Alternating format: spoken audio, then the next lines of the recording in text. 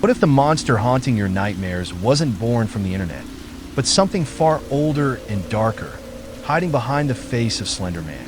As I dug deeper into the myth, I uncovered disturbing connections between ancient folklore and real-life horror. Could we have unknowingly summoned something malevolent into our world? Brace yourself, because this is more than just a story. The Slender Man might already be watching you. Chapter 1. The Birth of Slender Man. I didn't believe it at first. How could I? A monster, born from pixels on a screen, lurking in the corners of cyberspace? It sounded ridiculous. But the deeper I went, the harder it became to shake the feeling that this thing, this Slender Man, was more than just a joke. The more I dug, the more uneasy I became. I was being drawn into something darker, something that blurred the line between fiction and reality in ways I hadn't anticipated.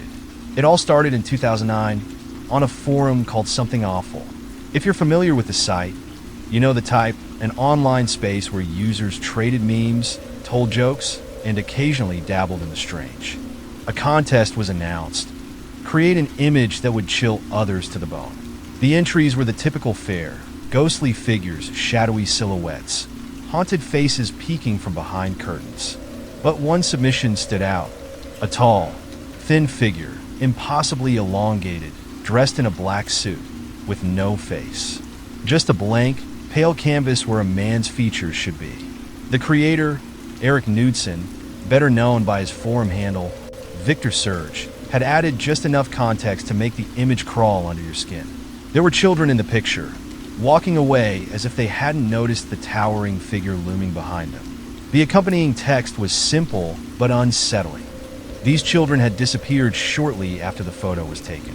The image was enough to make you pause, but it was the idea behind it that stuck in the back of your mind, festering.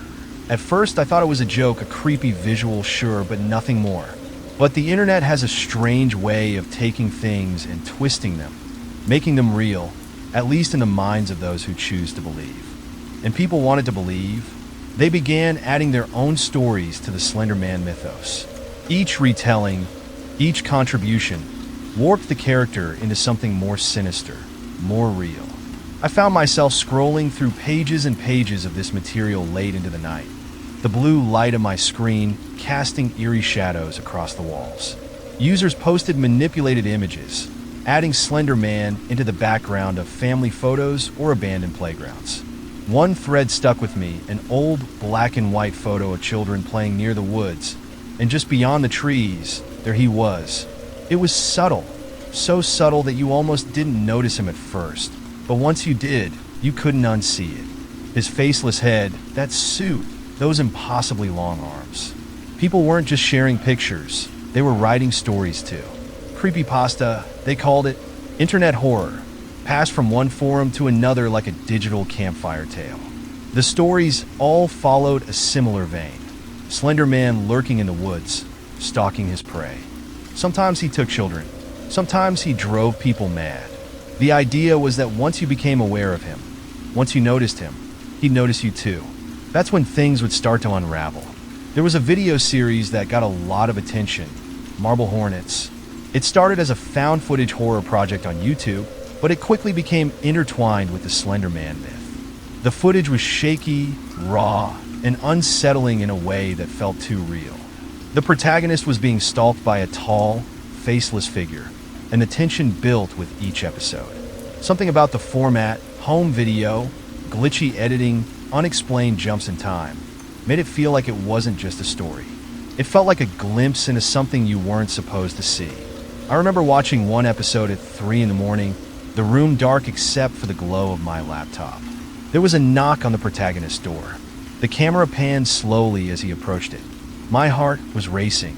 The door creaked open, but no one was there. As the camera turned back, something flickered in the corner of the frame. Slender Man.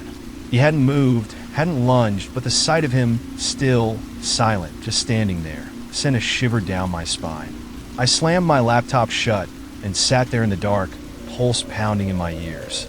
I couldn't shake the feeling that I wasn't alone in the room anymore. Slender Man wasn't just a meme, not anymore. People started claiming they'd seen him in real life. They talked about strange occurrences, glimpses of tall, dark figures in the woods, or flickers of something pale and faceless in their peripheral vision. Some people claim to feel like they were being watched, haunted, even after the screen was off. I started to wonder, what was it about this faceless figure that got under everyone's skin? Was it his blankness, the way he could be anything, anyone's nightmare? Or was it the idea that we had all, somehow, collectively created him, brought him into being through the sheer force of belief? It wasn't just internet nerds in their basements anymore. The fear had spilled into the real world. I found reports of kids obsessed with Slender Man, drawing him in their notebooks, whispering about him at school. Some of them took it even further. The most famous case, the one that chilled me to my core, was the attack in Waukesha, Wisconsin. Two 12-year-old girls lured their friend into the woods and stabbed her 19 times, all in the name of Slender Man. They believed that if they killed for him, they could become his proxies, live with him in his mansion in the woods. It sounded insane, but the facts were there, clear as day in the court transcripts. These girls weren't monsters. They were children who had been consumed by a myth that grew too real. As I sat there, reading through the details of the attack, I couldn't help but feel a creeping sense of dread. Slender Man had started as a joke, a piece of internet fiction. But now, it seemed the line between fantasy and reality had blurred. And the more I thought about it, the more I realized that maybe that was the scariest part of all. In the digital age, where stories spread like wildfire, where fear could be downloaded and shared in an instant, how do we know where fiction ends and reality begins? Slender Man was born from our collective imagination, but somehow we gave him life. And once that door was opened, who's to say what else might come through? That night, I shut down my computer, but as I lay in bed, I couldn't shake the feeling that someone was standing just outside my window, watching, waiting. Chapter 2, The Wisconsin Attack. I couldn't get the story out of my head. The more I read about it, the deeper I dug, the more unsettling it became. The horror that had lived on the internet, in eerie images and whispered creepypasta, didn't stay confined to the screen. In May 2014, two 12-year-old girls, Morgan Geyser and Anissa Wire, lured their friend Peyton Lutner into the woods of Waukesha, Wisconsin, and stabbed her 19 times. They left her for dead. But the most chilling part? They did it to please Slender Man. They believed they needed to prove themselves to him, to become his proxies. I had to see it for myself. Waukesha is a quiet town, the kind of place where you wouldn't expect anything like this to happen. I found myself standing in the park where it all went down, the woods just a few yards away. It was a peaceful spot on the surface, but knowing what had taken place there made my skin crawl. The shadows between the trees seemed to shift, the wind through the leaves sounding like whispers. It felt wrong, like the air itself had absorbed the horror of that day. I pictured the girls, Morgan, Anissa, and Peyton, walking together down the trail. They had been friends, or so Peyton thought. That morning, the girls had planned to sleep over to celebrate Morgan's birthday. They played games, laughed, and watched movies like any other group of 12-year-olds. But beneath the surface, a dark plan was brewing. Morgan and Anissa had already decided what they would do. They had brought a knife. As they approached the woods, I imagined Peyton still laughing, unaware of the trap closing in around her. They told her they wanted to play hide and seek. The girls had chosen the perfect spot. The trees would conceal what they were about to do. Peyton was told to lie down on the ground and cover herself with leaves as part of the game. And that's when Morgan pounced. She began stabbing Peyton over and over, 19 times in total. Each stab was precise and vicious. 2 wounds nearly hit her heart. 1 grazed a major artery. How could 2 12-year-olds be capable of such brutality? As I stood in that very spot, the air thick with the memory of violence, I couldn't help but feel nauseous. The image of these innocent-looking children committing such an act was incomprehensible. But it wasn't just the physical attack that chilled me to the bone, it was the why. In the weeks and months leading up to the attack, Morgan and Anissa had become obsessed with Slender Man. They believed, with the full conviction of their young minds, that Slender Man was real.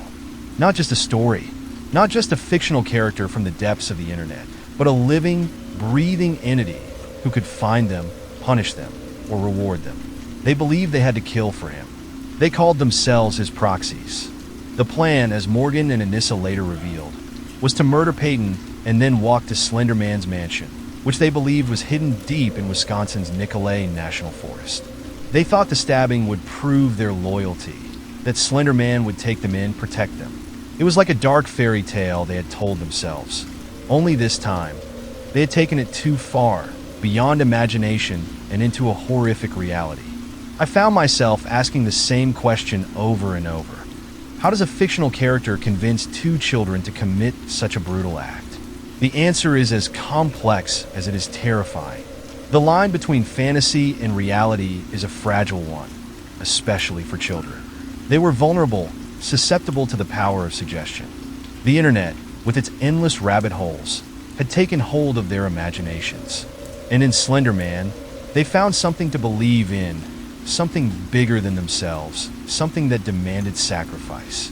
When Peyton, bleeding and broken, somehow managed to drag herself out of the woods and onto a nearby road, she was spotted by a passing cyclist. That moment was a miracle. Despite her wounds, she survived. The doctors who treated her said it was nothing short of a miracle that she lived. One of the stab wounds had missed her heart by a hair's breadth.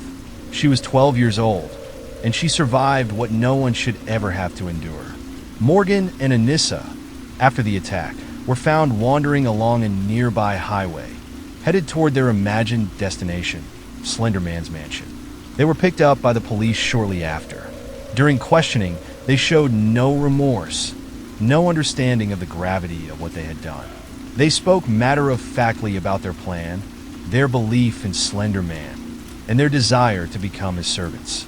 I watched the police interviews, videos that have been released to the public. In them, the girls seem calm, detached, almost disturbingly innocent. It's chilling to watch.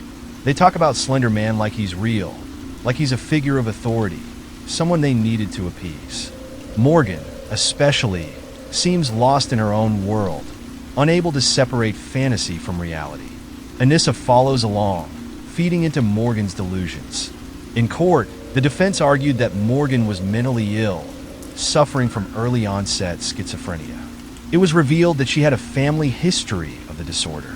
Anissa, on the other hand, was portrayed as someone who had been manipulated by Morgan, drawn into the fantasy because of her own loneliness and need to belong.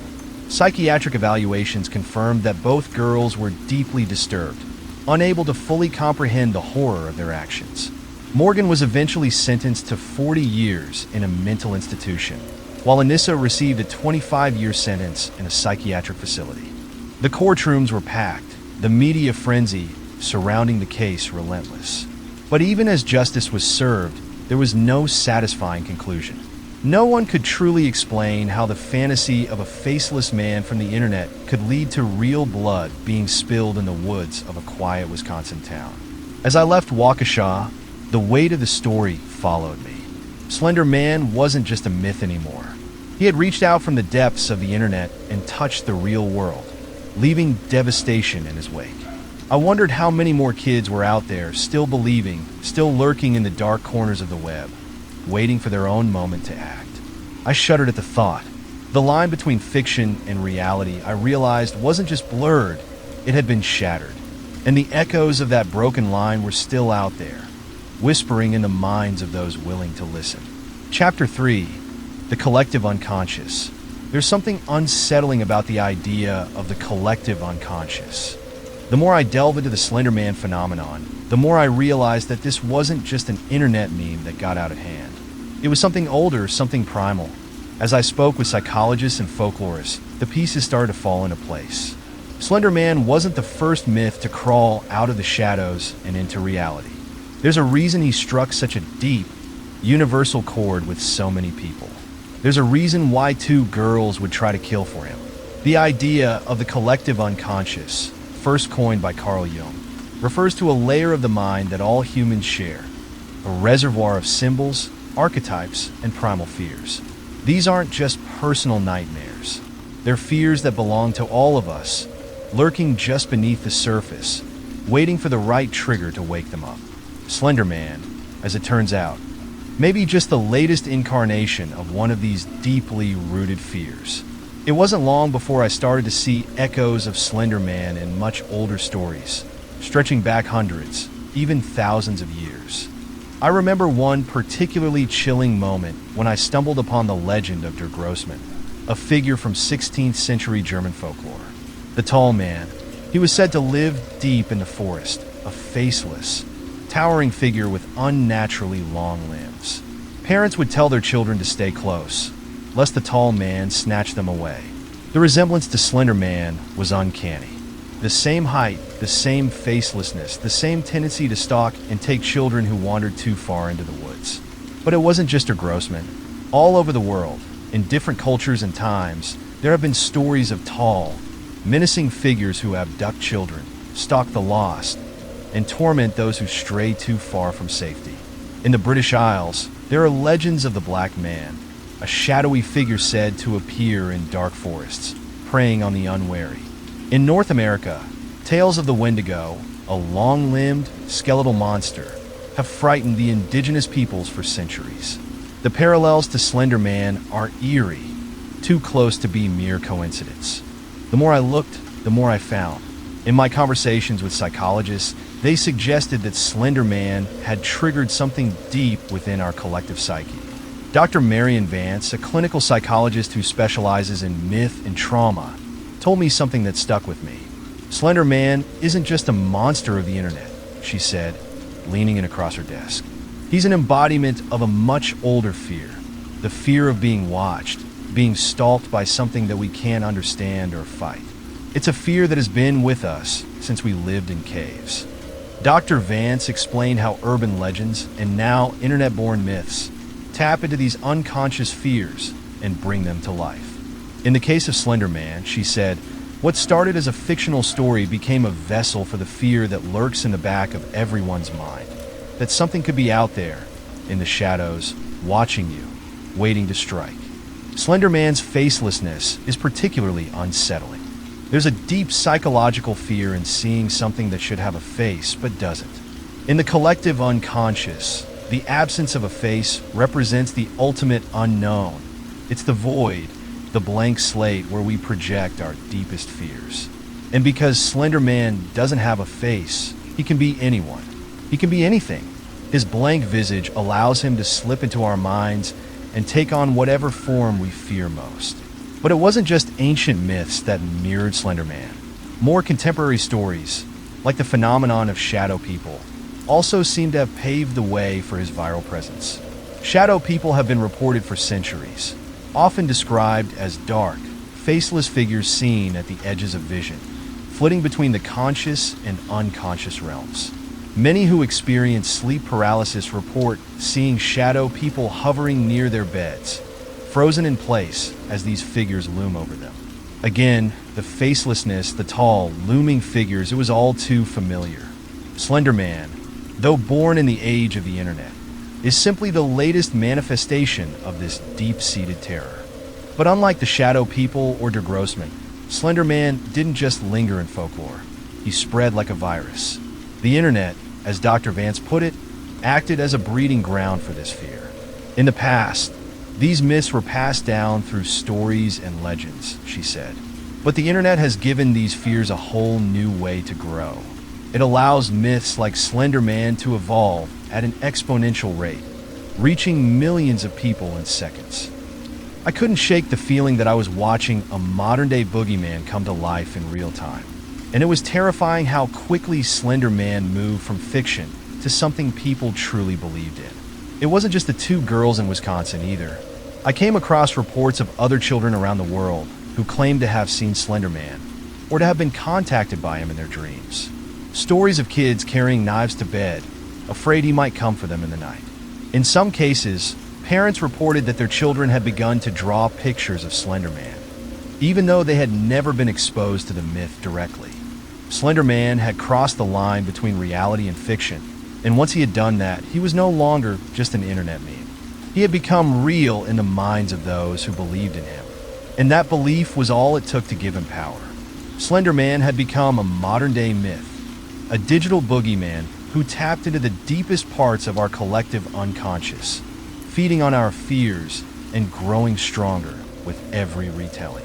It was in that moment, standing at the crossroads of ancient folklore and modern technology, that I realized something. Slender Man isn't just the monster we've made him. He's the monster we've always known. He's the shadow that has followed humanity for centuries, through every dark forest, through every nightmare. He's the embodiment of that primal fear that we all share, the fear of what watches us from the dark. And as long as we believe in him, he'll never go away. The internet may have birthed him, but he's always been with us, lurking just beyond the edge of the firelight, waiting.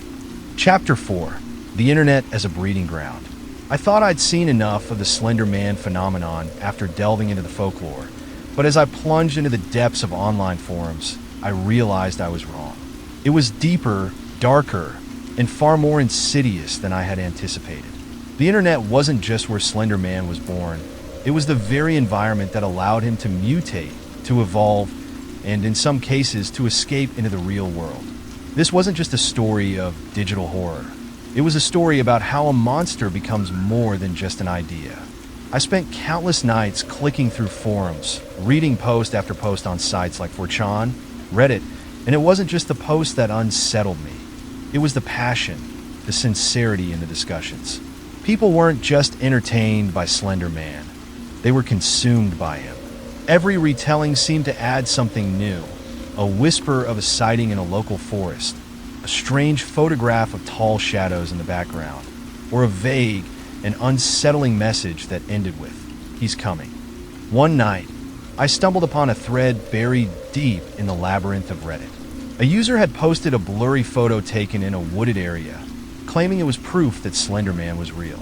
The comments below, it were a mixture of excitement, skepticism, and something darker, fear. "I've seen him too," one commenter wrote. "He's been following me for weeks." Another replied, "Don't joke about it. That's how it starts." At first, I dismissed these as nothing more than the playful banter of people caught up in an online myth. But the more I read, the more I realized that some of these users were genuinely afraid. They weren't just telling stories for fun, they believed them. It was like the line between fiction and reality had dissolved, leaving behind a community that half expected Slender Man to step out of their screens and into their lives. The internet is a strange place. It has this uncanny ability to take something fictional and give it life. On sites like Slender Man had become a collaborative project. People were writing new stories every day, crafting intricate details about his habits, his abilities, and his victims. But something about this collective storytelling made it feel real in a way that old campfire legends never did. When you're online, the stories are endless, constantly evolving, and shared by millions of people who are just as invested in them as you are. It stops being just a story. It becomes a living myth. And then there was Marble Hornets, the YouTube series that blurred the line between fiction and reality like nothing else I'd seen before. I watched every episode late into the night, the dim glow of my laptop casting long shadows across the room. The series played with the idea that Slender Man, or the Operator as they called him, was real, stalking the characters through grainy, handheld footage. It was unsettling, not just because of the content, but because of how real it all felt. The actors didn't feel like actors. The fear didn't feel staged. And the longer I watched, the more I could feel the creeping sensation that Slender Man could be lurking just outside my own door. What Marble Hornets did was bring Slender Man out of the realm of static images and text-based stories, giving him a tangible presence through video. Watching those jittery, found footage clips was like inviting him into your home. The series was so well done that people started asking questions. Is this real? Could this really be happening? Some viewers even reported strange sightings after watching, like they had summoned him by watching the videos. It was as if Slender Man had transcended fiction and become something else, something alive in the minds of those who couldn't stop watching. But it wasn't just Marble Hornets that made me realize how dangerously blurred the lines had become. As I dug through the forums, I found stories of people who had taken things too far. I came across posts from users who claimed to have devoted their lives to becoming proxies, servants of Slender Man, doing his bidding in the real world. Some were clearly playing along with the myth, writing in a sort of role-playing style. But others were disturbingly sincere. I found case studies of people who had fallen deep into the myth, convinced that Slender Man was real and that he was coming for them. One story stuck with me. A young man from Alabama who became obsessed with Slender Man after spending hours reading creepypasta stories online. He started seeing Slender Man everywhere, first in his dreams, then in the shadows outside his window. He stopped sleeping, started carrying a knife with him at all times. When his parents finally intervened, he was convinced that they too were part of Slender Man's plan to get him. Psychologists have a term for this kind of thing: folie à deux, the madness of two, where one person's delusion can spread to others. But what I saw in these forums was something even more alarming. This was folie à millions, a shared delusion that had infected an entire community. And unlike a single-person psychosis, there was no way to stop it. The internet had made it possible for these fears to spread like wildfire, unchecked and unstoppable.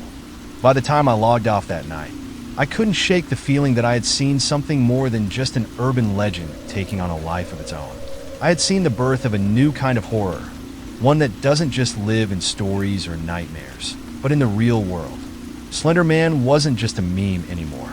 He was something more, something that had slipped through the cracks of reality and found a place in the minds of those who believed in him. And maybe, just maybe, in the darkest corners of the internet. That's exactly where he wanted to be. Chapter 5, The Psychology of Belief. It was one of those suffocatingly quiet days when the world outside felt too still. As I sat with my notes spread out in front of me, the interview I'd conducted earlier that week kept playing in my head. The mother of a boy who had fallen deep into the Slender Man obsession had spoken to me with trembling hands, her voice thick with fear and frustration. He was just a normal kid, she'd said. He was happy, loved video games, had friends. Then, suddenly, it was like something else took over. Her son hadn't tried to hurt anyone. He wasn't like those girls from Wisconsin. But what he had done was, in a way, just as terrifying. He had become convinced, utterly convinced, that Slender Man was watching him, waiting for him. He stopped going to school. He stopped eating. He refused to sleep in his room, telling his mother that Slender Man would come for him if he closed his eyes. As she described his downward spiral, a chill crept up my spine. This wasn't some internet meme anymore. This was real. The boy, only 11 years old, was living in a nightmare of his own creation. But it was fueled by the stories and images that had consumed him online. After I left that interview, I knew I had to speak with psychologists, people who could explain how a fictional monster could grip a young mind so completely. Dr. Rebecca Lawson was one of the first people I called. An expert in child psychology, she had studied how urban legends and internet myths affect developing minds. As we sat down in her office, she wasted no time getting to the heart of the issue. Children and adolescents, especially those who are already vulnerable or isolated, have a unique relationship with their imaginations, she explained. They're still learning to separate fiction from reality.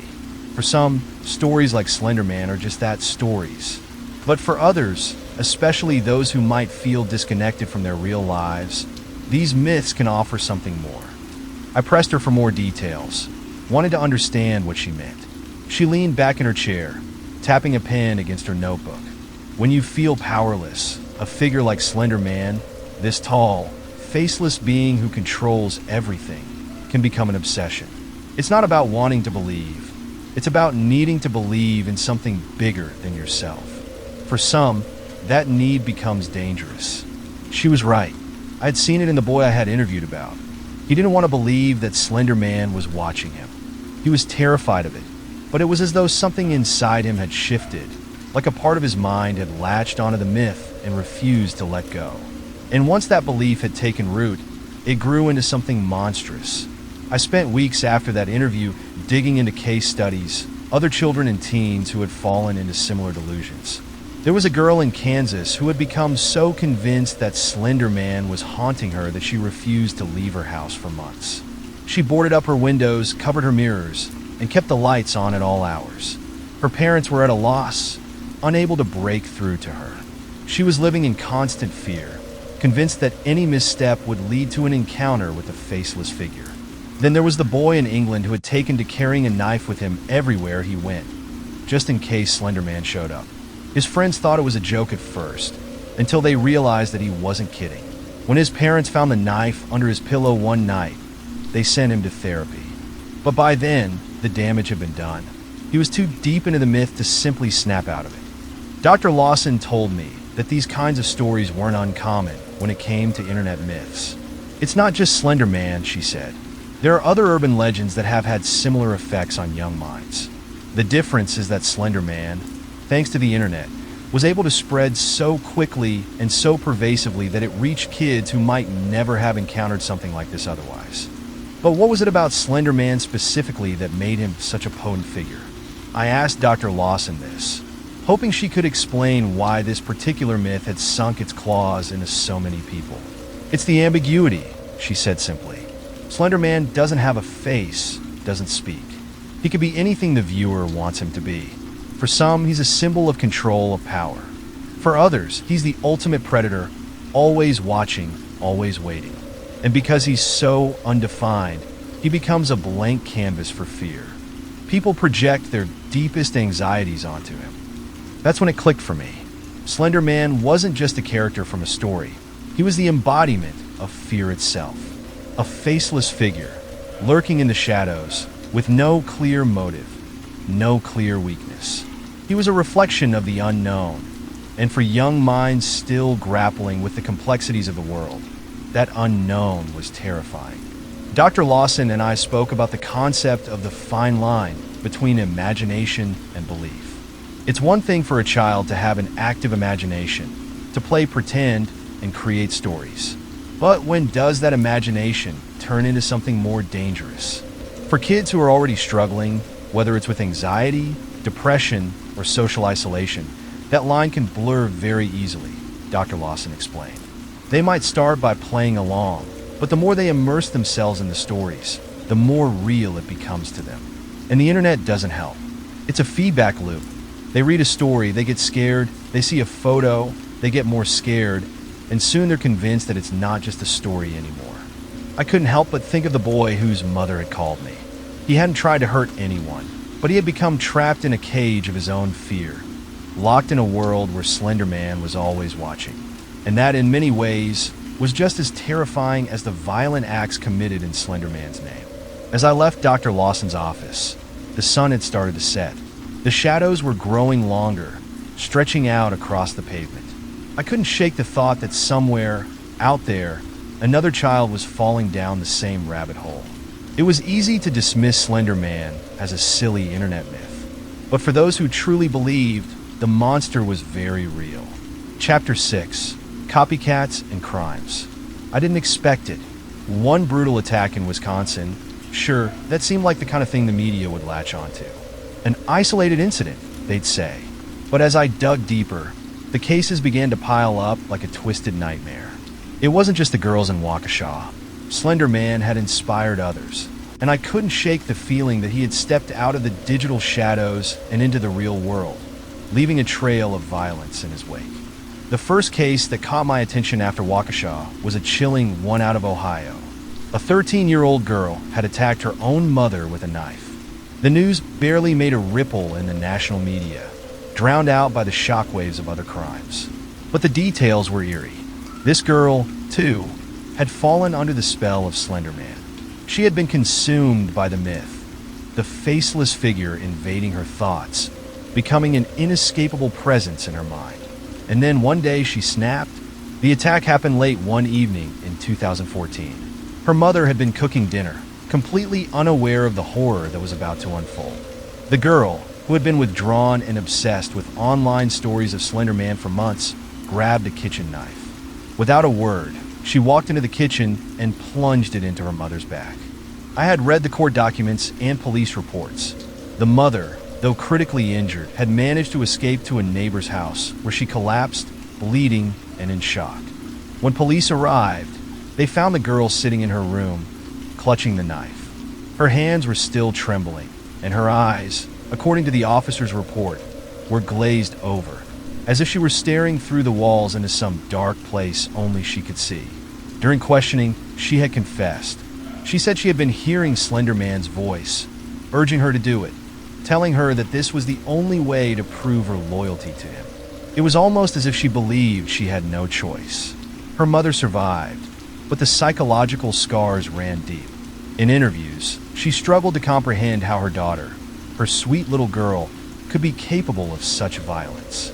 I tried to put myself in the mother's shoes, imagining what it would feel like to look into the eyes of your child and see something monstrous staring back at you.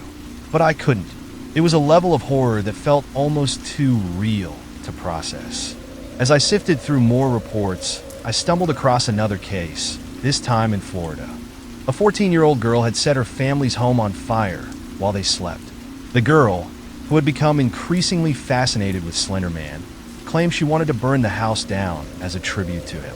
According to court documents, she believed that by doing so, she would gain favor with Slender Man and become one of his proxies, much like the girls in Waukesha had hoped. This one hit me hard. The idea that a child could be so deeply entrenched in an internet myth that they would commit arson, risking the lives of their family, chilled me to the bone. The fire had started in the garage and quickly spread to the rest of the house. Thankfully, the girl's family managed to escape, but the house was destroyed. When police questioned her, she remained eerily calm, even proud. She believed she had done something important, something necessary. And these weren't the only cases. There were more lesser-known incidents that didn't make national headlines but still bore the same unsettling signature. Kids across the country, obsessed with Slender Man, turning to violence in his name. I started to see a pattern. These children weren't just playing pretend. Slender Man had become real to them, and in their minds, they were living in his world, subject to his rules. But the courts didn't always see it that way. In the Ohio case, the girl was charged with attempted murder. Her defense team argued that she was mentally ill, that her belief in Slender Man was a delusion brought on by an undiagnosed psychiatric condition. The prosecution, however, pushed back. They claimed that while her actions were undoubtedly influenced by her obsession with the myth, she still knew right from wrong. The court ruled in favor of the prosecution, and the girl was sentenced to juvenile detention, where she would remain until her 21st birthday. In Florida, the outcome was similar. The girl who set the fire was tried as an adult. During the trial, her defense attorney argued that she had been brainwashed by the internet, her mind warped by the constant exposure to Slender Man stories and imagery. The jury, however, wasn't swayed. They found her guilty of arson and attempted murder, and she was sentenced to a lengthy prison term. As I read through these legal documents, I couldn't help but wonder, was this really justice? These were kids, after all, children who had been lured into a dark world, their imaginations twisted by something they didn't fully understand. Yes, they had committed horrible acts, but were they truly to blame? Or was there something more sinister at play here? Something about the nature of the internet itself that had driven them to the edge? I felt the weight of it pressing down on me, the realization that these copycat crimes weren't going to stop. Slender Man had taken root in the minds of the vulnerable, and for some, there was no escape. Each time I uncovered another story, it felt like I was peeling back a layer of reality, revealing a deeper darkness lurking underneath. And yet, the courts continued to treat these cases as isolated incidents. They didn't see the web that connected them all, the invisible thread of fear and obsession that stretched across the country, binding these children to the myth. As I sat alone in my office, the screen casting long shadows on the wall, I couldn't shake the feeling that Slender Man wasn't just an internet meme anymore. He was out there, lurking in the minds of those who believed in him, waiting for his next victim to answer the call. And I had no idea how to stop him. Chapter 7, Slender Man's Enduring Legacy.